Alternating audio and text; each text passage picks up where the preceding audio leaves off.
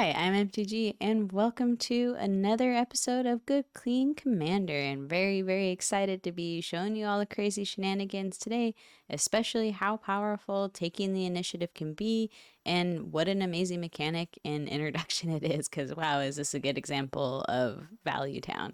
Anyways, trying not to do any spoilers here, so let's have a good clean game. Austin, for his commander, is playing Sefris of the Hidden Ways, and in his starting hand, he has an island, a marsh flats, an isolated chapel, Ghoul's Night Out, Austere Command, Golgari Thug, and an Ericanus Vile Duplication. Cody is playing Varina, Lich Queen, as his commander, and in his starting hand, he has a Watery Grave, Fatigued Heath, Arcane Signet, Carrion Feeder, Corpse Knight, Vengeful Dead, and a Teferi's Protection. I'm playing Elenda the Dusk Rose, and in my starting hand I have a Plains, Castle Lochthwain, Blood Artist, Patron of the Vein, Living Death, Swords to Plowshares, and a Swamp. Mitch, for his commander, is playing Yarok the Desecrated, and in his starting hand he has an Oracle of Moldiah,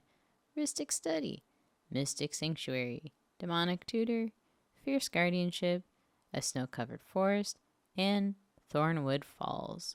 Austin draws and plays a Marsh Flats as land for turn. He sacrifices Marsh Flats, losing 1 life, and fetches a Watery Grave, which comes into play tapped. With no other turn 1 plays, he passes to Cody. Cody draws, and then plays a tapped Watery Grave as land for turn. Then he passes to me. I draw a card, and play a Plains as land for turn. Just doing wholesome magic things, I pass the turn to Mitch. Mitch draws a card and plays a Thornwood Falls. It comes into play tapped and gains him a life on ETB. He then passes to Austin.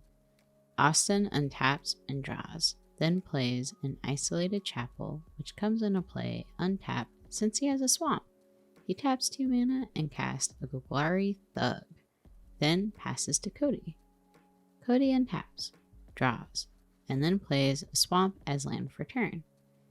He then taps both his lands to cast an Arcane Signet. Cody then uses the Arcane Signet to cast a Carrion Feeder. With no other plays, he passes the turn to me. I draw for turn and play a Snow-Covered Swamp, and then pass to Mitch. Mitch untaps and draws. He plays a Snow-Covered Forest and passes the turn to Austin. Austin untaps and draws, then plays a Command Tower as land for turn. He taps all of his lands and casts his commander Sefris of the Hidden Ways, and then passes to Cody. Cody untaps, draws for turn, and plays a Fatigued Heath as land for turn. He then taps out for his commander Varina, Lich Queen. Cody moves to combat and swings the Carrion Feeder at Mitch. Before declaring blockers, Varina has an attack trigger. Cody must draw a card and discard a card for each attacking creature. Since Cody attacked with 1 creature this combat, he draws 1 card and discards a card. Moving to blocks, Mitch has no creatures on the battlefield or responses, so he takes 1 from the Carrion Feeder. Cody, with no further actions, passes the turn to me. I draw for turn and play a Snow-Covered Plains. With no other plays, I feel great regret for keeping my starting hand. On my end step, Mitch taps both his lands to cast a Growth Spiral, allowing him to draw a card and play a land. Moving to Mitch's turn, he goes through his upkeep and draws. Playing a Forest as land for turn, he taps out and casts Oracle of Moldiah. Since Oracle of Moldiah requires a player to play with the top card of their library revealed, Mitch reveals a Tireless Provisioner. Since the Oracle of Moldiah allows a second land to be played for turn, Mitch then plays an Overgrown Tomb and passes the turn to Austin. Austin untaps, draws, and plays an island as land for turn. He follows it up by paying 3 for Ashnod's Altar. Moving to combat, Austin swings his Sefris of the Hidden Ways at Mitch. Mitch declares no blocks and takes the 2 damage from his commander. Austin then passes the turn to Cody. Cody untaps and draws. He goes to combat, swinging Varina at Austin and the carrion feeder at Mitch. Before blocks, Varina has an attack trigger, which requires Cody to draw 2 cards and discard 2. Cody chooses a discard Master of Death and a Plains, which lets him gain 2 life, again thanks to Varina.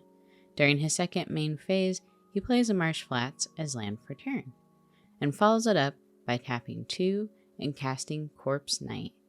It resolves, and he passes the turn to me. I draw for turn and play a Swamp. I tap 2 black and a white, casting Captivating Vampire. With no other plays, I pass the turn to Mitch. Mitch untaps and draws, revealing a forest on top of his library. He casts Tireless Provisioner, and then plays the forest from the top of his library as his first land for turn. When this land enters, it makes a treasure token thanks to Tireless Provisioner. Due to the Oracle, Mitch reveals the top card of his library. It's a Dathi Voidwalker. He then pays 3 for a Rhystic Study. Next, Mitch plays a Mystic Sanctuary as his second land for turn. It enters tapped, making him another treasure token from the Tireless Provisioner. With no other plays, he then passes the turn to Austin. Austin untaps and draws for turn. Not seeing any great plays, he decides to pass. On Austin's end step, Cody chooses to crack his Marsh Flats and puts a Rafane's Tower into play tapped. After shuffling, he taps 2 more mana and uses Varina's ability to exile 2 lands from his graveyard, which makes him a tap 2/2 zombie creature token. When the zombie comes into play, it triggers Corpse Knight and drains the table for 1. Cody starts his turn. He untaps, and during his upkeep, he uses Master of Death's ability, paying 1 life to return it to his hand. Then he draws for turn. Cody plays a Snow-Covered Swamp as land for turn, and then follows it up by tapping 6 to pay for Kindred Discovery and the Rhystic Study tax. When it enters the battlefield, he names zombies.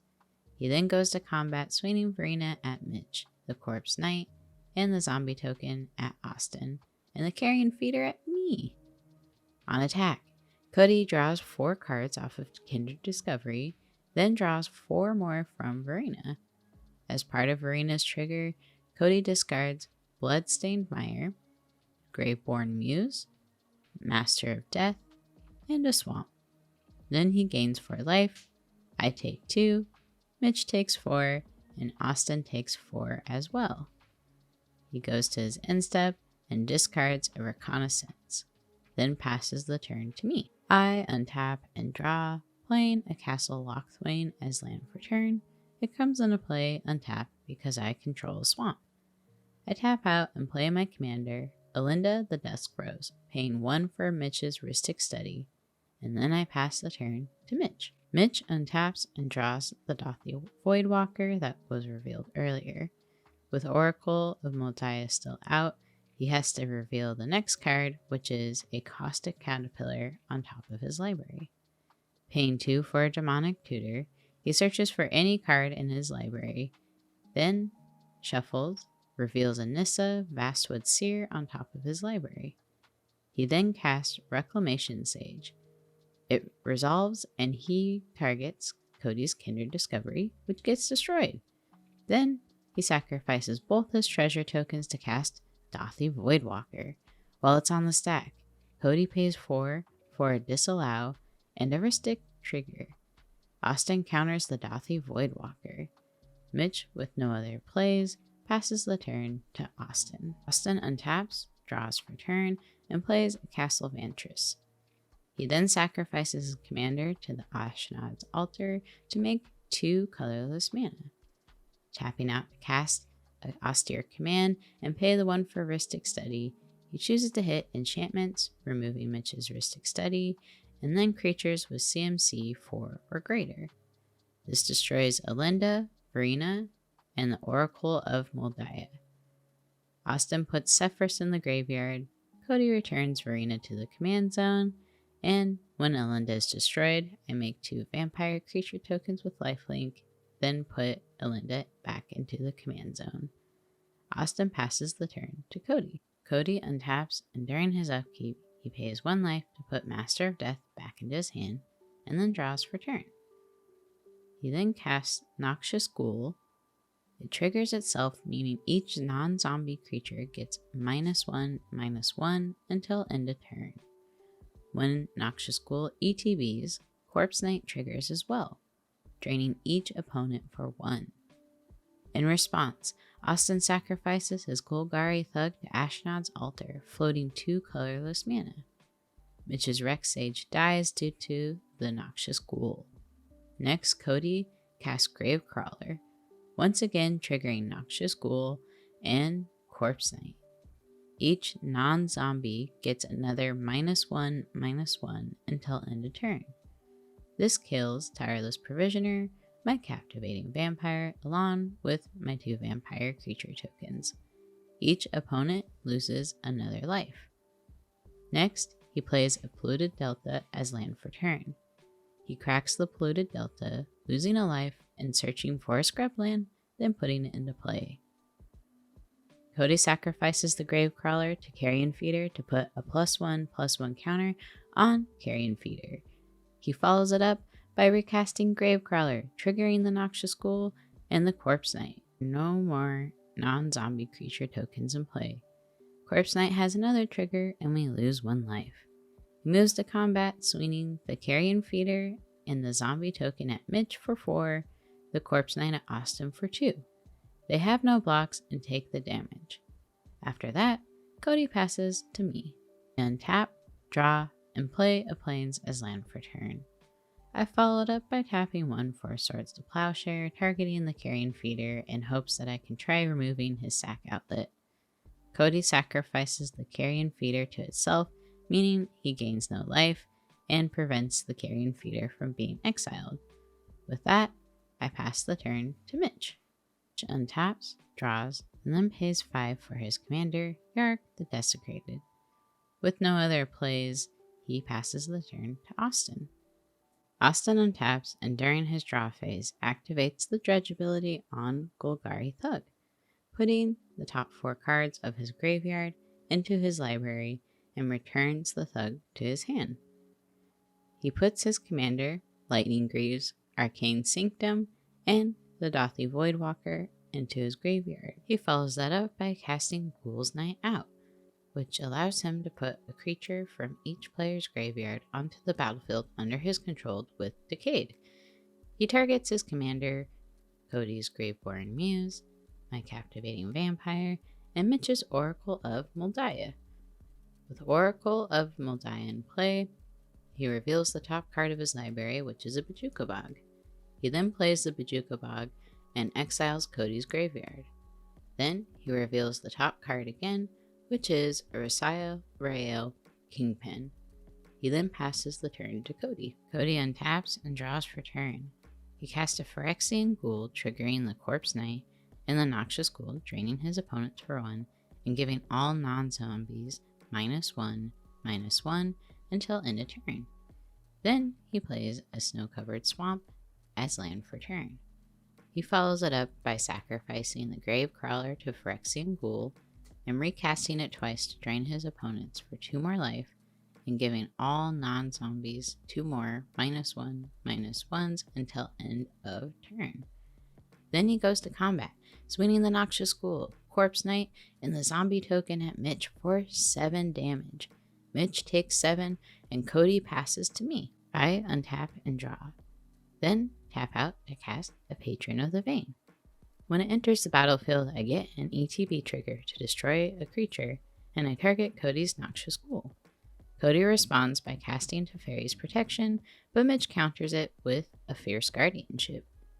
Cody chooses to sacrifice the Noxious Ghoul to Phyrexian Ghoul to give it +2/+2 until end of turn, but the Noxious Ghoul is exiled by the Patron of the Vein, which gets a +1/+1 counter when an opponent creatures die. Then I pass the turn to Mitch.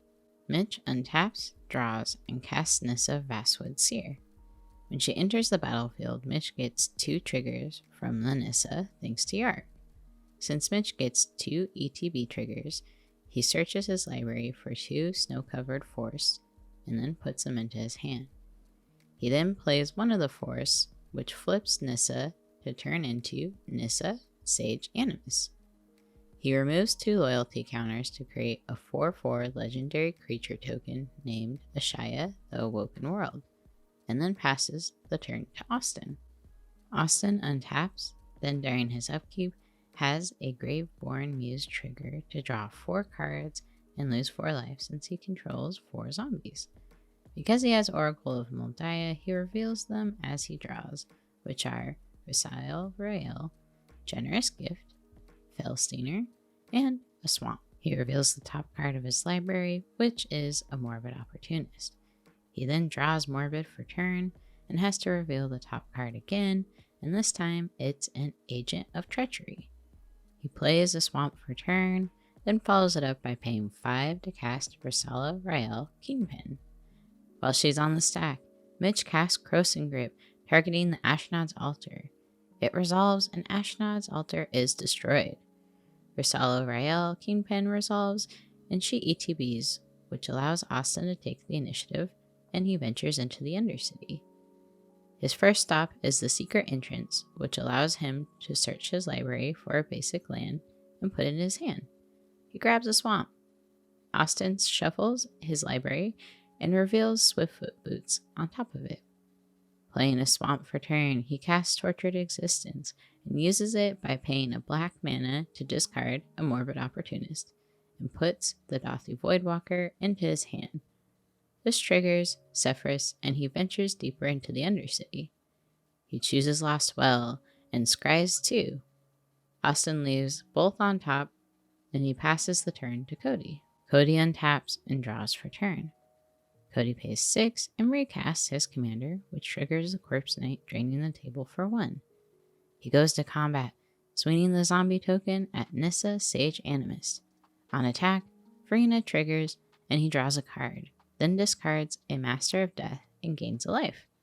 Mitch declares Yarok as his blocker, but Cody sacrifices the token to Phyrexian Ghoul in order to prevent Mitch from gaining life. Because a creature dies, I put a +1/+1 counter on the Patron of Vayne. He plays an Underground Sea as land for turn, and then passes to me. I untap and draw. Tapping 4 mana, I cast Egger, Charmed Groom. I follow that up by paying 1 for Viscera Seer. I go to combat and swing my Patron of the Vayne at Nissa, Sage Animus. Mitch has no way to block a flyer, so Nissa dies. On my end step, Austin pays a black mana into Tortured Existence, pitching a Felsteiner, and returning the Morbid Opportunist to hand. This triggers his Sefris, which allows Austin to venture through the Undercity. Austin moves to the Stash, which allows him to create a treasure token. Austin has no further action, so Mitch is able to start his turn. Mitch untaps, draws, then plays a Snow-Covered Forest as land for turn, and moves to his end step. On Mitch's end step, Austin cracks a treasure token, activates the Tortured Existence, and this time discards a Dothy Voidwalker and picks up his Felsteiner, allowing him to venture further into the Undercity. This time he chooses to enter the Catacombs, which allows him to create a 4/1 black skeleton creature token with Menace. With no further actions, Austin then moves to his upkeep. Austin untaps, and during his upkeep, Graveborn Muse triggers, drawing him 4 cards, and he loses 4 life.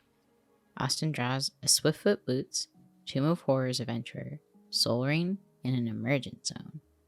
Austin reveals the top card of his library. It's a Stinkweed Imp, and he draws for turn, then reveals a Darkwater Catacombs, and plays it as land for turn. Next, he reveals a Currency Converter. He then plays Emergent Zone as his second land for turn.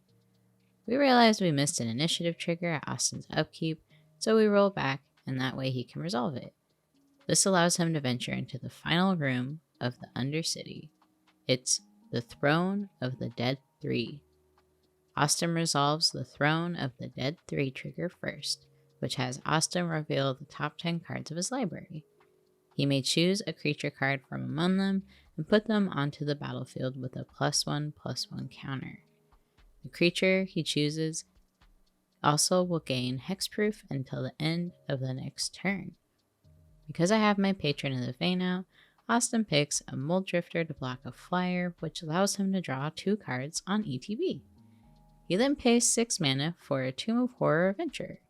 When it ETBs, he gets to take the initiative, venturing into the Undercity once more and arrives at the secret entrance. This allows him to fetch up a basic land and put it into his hand. He grabs a basic plains. Casting a Soul Ring, the Tomb of Horror triggers and is able to make 2 extra copies of Soul Ring because he completed a dungeon and Soul Ring was his second spell for turn.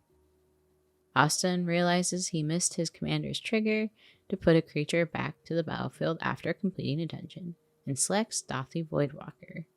Then he taps 1 Soul Ring and 2 blue to cast Spark Double.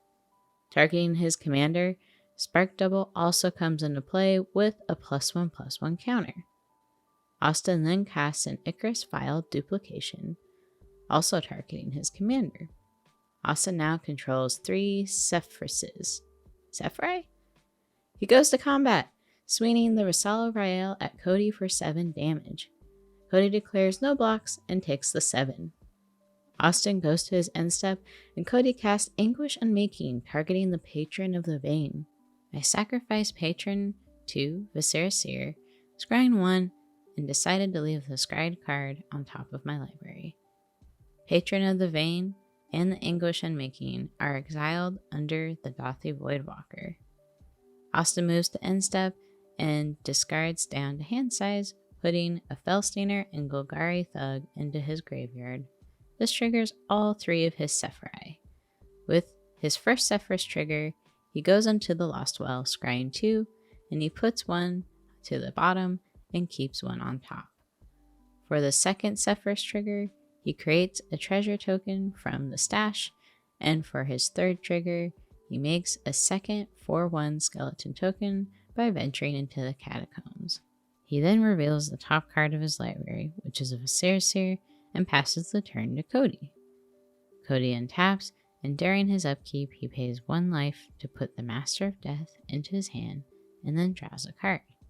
He then pays 5 and attempts to cast Archfiend of Ifnir. In response, Austin pays a black to Tortured Existence, putting the Stinkweed Imp in his graveyard and returning the Felstainer to his hand. Austin gets 3 additional venture triggers from his commanders, and he goes to the Throne of the Dead 3, completing the Undercity again.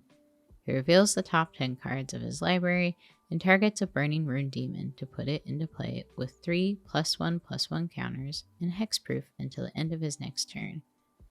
It ETBs, which allows him to search up to 2 different cards from his library. He grabs a counterspell and a Midnight Pathlighter. Austin selects me to be the player to decide which card goes into his hand and which one goes into the graveyard. I put the counterspell into his graveyard and he gets the Pathlighter. He reveals the top card of his library, which is a Malachor Rebirth. He has a reanimation trigger from completing a dungeon, and he chooses the Stinkweed Imp and puts it into play. Austin is then able to venture into a new dungeon. He chooses the Lost Mine of Phandelver, and at the cave's entrance he scries 1, but chooses to keep the revealed Malachor Rebirth on top. Then he goes to the mine tunnels and creates a treasure token, and the Archfiend resolves. Cody goes to combat and swings Varina at Mitch.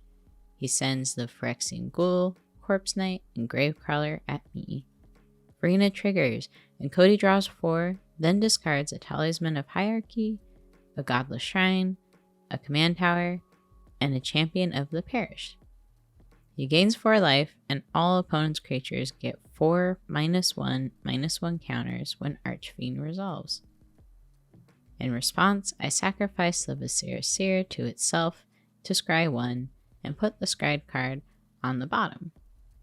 Since Dothy is still on the battlefield, Viscera Seer is exiled with a void counter. Austin loses everything except for the Burning Rune Demon and Rosalo Rael. All creatures with toughness 2 or less are exiled with a void counter because Dothy still sees them. Since my Egger dies after Dothy, he comes back flipped into Egger Markov's coffin. Mitch loses his Ashaya creature token, and Yarok is nerfed to a -1 attack power and a 1 toughness. With Archfiend's ability resolved, we proceed to blockers. I have no blocks and take the 6 from Cody's creatures. Mitch chumps with Yarok, putting his commander back into the command zone. During Cody's second main phase, he casts the Master of Death, which triggers the Corpse Knight, and all of his opponents lose 1 life. Master of Death allows Cody to surveil 2. He puts both Urborg and Mikaeus the Unhallowed into the graveyard. Then, with his last mana, he sacrifices the Gravecrawler to Phyrexian Ghoul, and then recasts it, draining everyone for 1 more. He then passes the turn to me. I untap, and during my upkeep, Egger's Coffin triggers, and I make 1 more vampire token with lifelink and put a bloodline counter on the coffin. I draw for turn and pay 2 for a Blood Artist. I followed up by paying 3 for a Marvin Fane Dusk Apostle. With that, I pass the turn to Mitch. Mitch draws and then taps 7 to recast his commander, and then taps 2 and casts Sakura Tribe Elder and passes the turn to Austin. Austin untaps and on his unkeep resolves a Venture trigger because he still has the initiative. He continues through the Lost Mine of Phandelver and reaches the Dark Pool, causing each opponent to lose 1 life, and he gains 1 life. Austin then draws for turn and plays a Plains. He taps a Soul Ring and 3 mana to cast his commander. Austin then pays 1 black mana into Tortured Existence to discard a Felstainer and put Dothy Voidwalker into his hand. This triggers his Sefris, and he ventures into the last room of the Lost Mine of Phandelver, the Temple of Dumathoin, which allows him to draw a card. Because he completed the dungeon, his commander triggers, and he reanimates the Tomb of Horrors Adventures in his graveyard. Then he follows it up by casting a Morbid Opportunist, which gets copied 3 times from the Tomb of Horrors Adventurer trigger. He then resolves the initiative trigger from the Tomb of Horrors Adventurer. Austin then enters the Undercity for the 3rd time this game and searches his library for an island, which he puts into his hand. Then he pays 2 black mana and casts Dothy Voidwalker. Mitch responds to the Dothy's cast by sacrificing Sakura Tribe Elder, grabbing a snow-covered swamp, and putting it into play tapped. Austin draws 3 cards from the 3 copies of Morbid Opportunist when Sakura Tribe Elder is sacrificed. We then go to combat. Austin swings the Burning Rune Demon at Cody. Because Austin has completed a dungeon, Risala Rael gives the Burning Rune Demon +5/+0, First Strike, and Menace until end of turn, and Cody takes 9. During his second main phase, Austin casts Sarvik's Tomb, which gives him the initiative. He goes to the Lost Well and scries 2. Putting 1 on top and 1 on the bottom, he moves to his end step. At end step, Austin needs to discard a hand size, so he discards an island, a Sir Conrad the Grim, and a From the Catacombs. Cody untaps, and during his upkeep, Austin casts a Generous Gift targeting my Blood Artist. There is no Blood Artist trigger because Dothy exiles it. I make a 3/3 Elephant token. Austin then taps an island and sacks 2 treasure tokens. He uses the black mana from the treasure token for Tortured Existence. Putting White Plume Adventure into his graveyard, he returns Sir Conrad to his hand. Sefris triggers, allowing him to venture through the Undercity. Choosing the stash, he makes a treasure token. Then he casts Void Wren, which gets copied twice by the Tomb of Horrors Adventurer, since it's his second spell for the turn. He targets Corpse Knight, Yarok, and the Archfiend. Cody responds by casting Flawless Maneuver, giving his creatures indestructible until end of turn. Since Cody controls his commander, he may cast it for free. Mitch has no responses and puts Yarok in the command zone. Cody draws his card for turn and goes to combat. He swings Gravecrawler, Master of Death, Corpse Knight, Phyrexian Ghoul, Varina, and Archfiend at Austin. They all still have Indestructible thanks to Flawless Maneuver.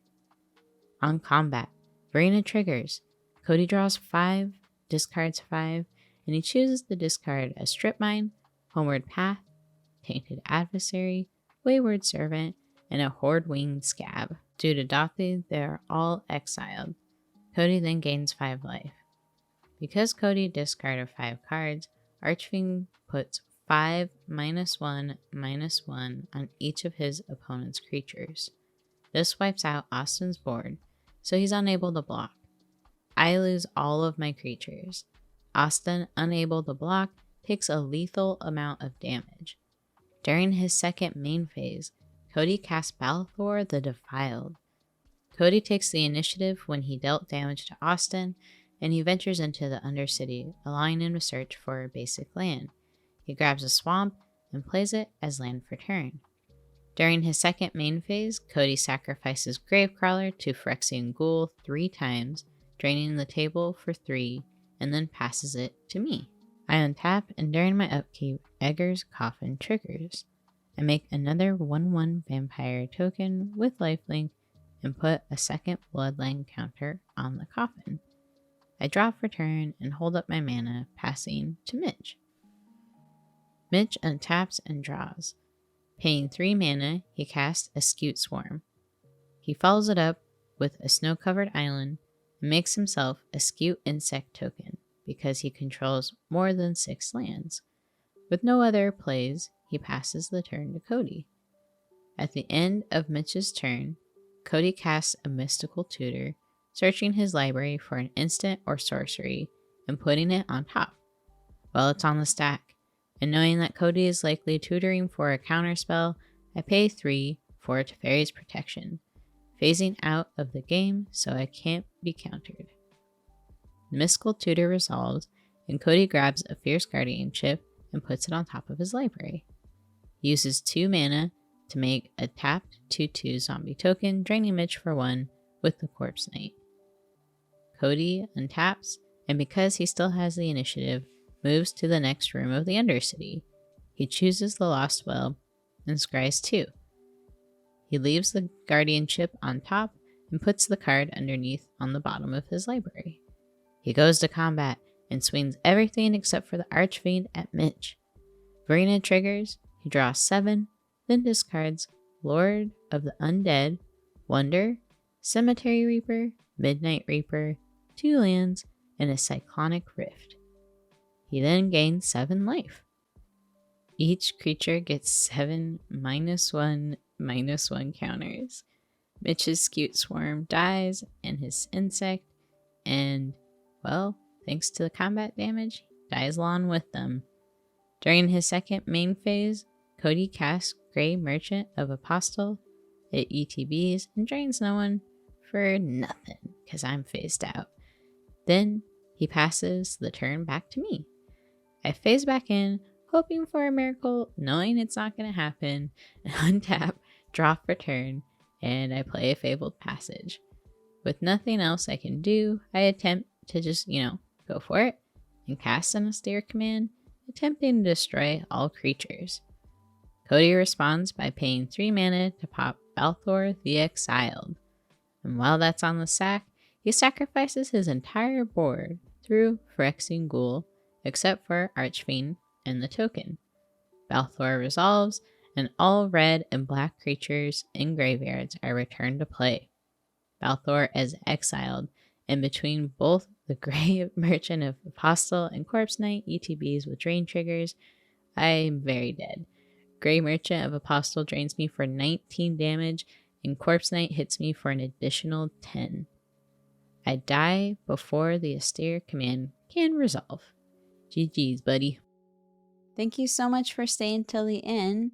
Just here now to give our post-game thoughts, and really one of the things that we wanted to call out were, what we thought was the MVP card, and then our runner-up for MVP, and then the card that we thought gets the mop, so to speak. So the card that just did not perform the way that we had hoped or expected, and really, if anything, was almost setting us back when we played it. So that one might be judged a little more harshly or feels like it, but it was just kind of the card that we thought like maybe didn't stand out as much.